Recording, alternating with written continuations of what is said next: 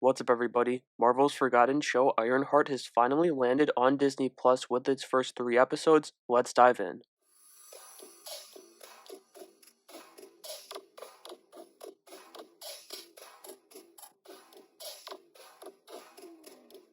The show opens with a quick flashback of Riri and her old friend Natalie, who is more like her best friend and really like her sister. That's explored more throughout the episodes, but we head to MIT first here with a couple of Wakanda Forever moments spliced into the show where she's struggling despite her genius. It's simply not the right utilization of her intellect, and she's expelled from the university for her, let's call them extracurriculars. On her way out, she picks up her armor that she built using her grant money and money from selling projects too, and she makes a pretty damn cool exit that brings us to one of the flight scenes from these first bunch of episodes. I thought those were great in these episodes, but while I appreciate them doing the practical armor once again where the actor actually wears it, I just can't get behind the current design for her suit. Anyway, we see the Hood's gang in action, and on that team you've got the Blood Sisters, fight experts who have multiple disappointing fights in this first couple of episodes here. Then you've got Rampage, and I thought, he might have a future in the MCU just to give us some more Eric Andre, but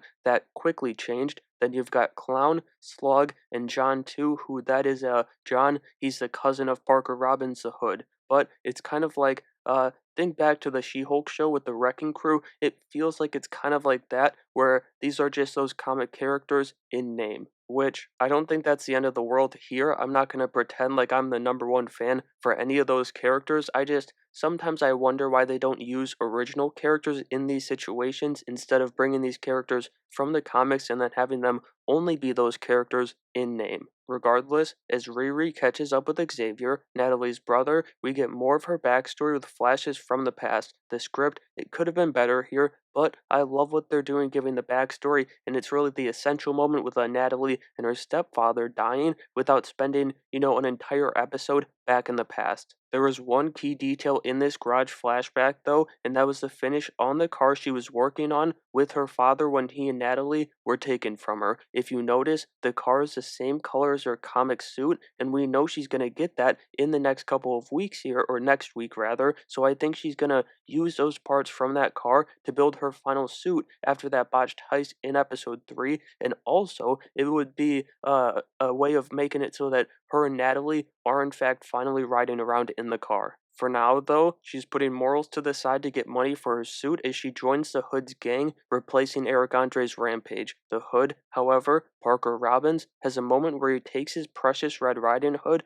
back to his vault and sits with the fact that he's literally made a deal with the devil to become iconic. Then the episode closed as Riri successfully recreates her old friend Natalie using AI that's from her brain and for her suit. This actually got me thinking, though, about a different show, that being Vision Quest, where we're apparently going to see a ton of the AI from the MCU, like Friday and even Ultron, who's more robot, but whatever, in human form, and there's a decent chance that Riri, or at the very least her tech, is involved in that show. But as far as this show goes, episode 1 was a decent start. It was light on the action, and what we got was rough, but the suit up to flight sequence was damn cool. Dominique Thorne also continued to be great in the role, and Anthony Ramos stepped into a fascinating role as the villain of the series, so while my expectations weren't high, I was pleasantly surprised with the episode. With that being said, episode 2 picks up the scene between Riri and Natalie almost as if it was intended to be one scene. Riri is just a bit on edge at the start of this episode 2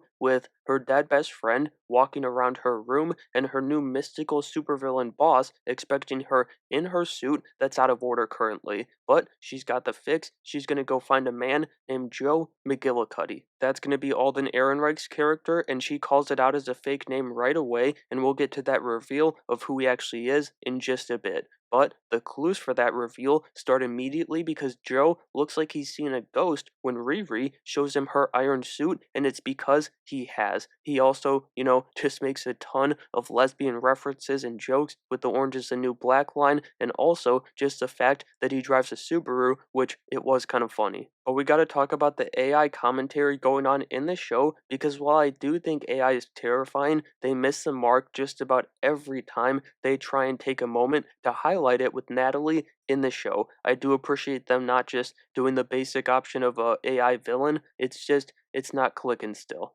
However, we got another awesome flight sequence with the tunnel heist here too, and the tech on her suit during that sequence was so damn cool. Unfortunately, the second good flight scene was matched with the second weak action scene with the Hood's gang. Anthony Ramos did still have a great scene though, as his charm makes him all the more terrifying as a magic wielding threat. Which, speaking of his magic, Natalie senses the mystical energy coming off of his hood, and it's likely that it's infused with the power of Mephisto's realm. He draws that power from Souls of the Damned, which should sound familiar to you because we saw them when Strange dreamwalked into Dead Strange's body in Multiverse of Madness, and Slug also says that he wrestled it off of a demon, so stay tuned for episode 5. That's all I'll say. But I did think this second episode was a step down from the first with some weird dialogue for a great cast, at least a great trio as Dominique Thorne, Anthony Ramos, and Alden Ehrenreich make you want to keep watching this show, but outside of those three,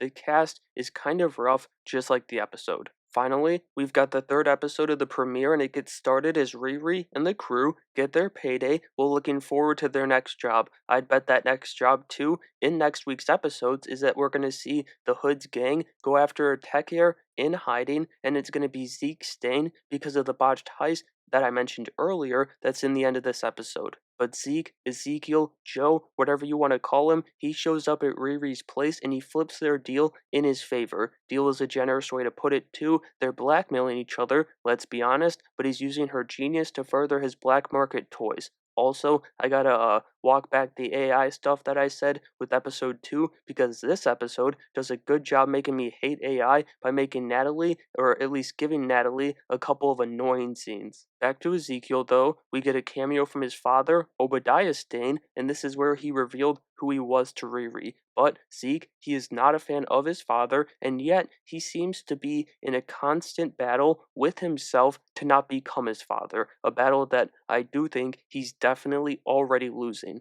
Anyway, we've got another heist with the Hood's gang here, and once again, the Blood Sisters, whose whole thing is fighting, have another disappointing fight scene in the show. It reminds me a lot of watching the CW Titan show, which I unfortunately watched all of, and the disappointment that I had with Nightwing and his fights in the show, which I'm not trying to compare those characters, they're on two completely different levels, but just more so the action and how disappointing it's been. But we did finally get a good action sequence in this show thanks to the Hood and his powers. The actual hand-to-hand of it still isn't the best, but the invisibility and the magic bullets are so damn cool, and the effects were great too. We did see a magic bullet, back in episode 1, but it was so much better here with the full fight for the villain using his powers. I think that botched heist is going to make Riri hang up her criminal activity too, as everything is falling apart now. She was trying to get a piece of the Hood, which she does, that part was successful, but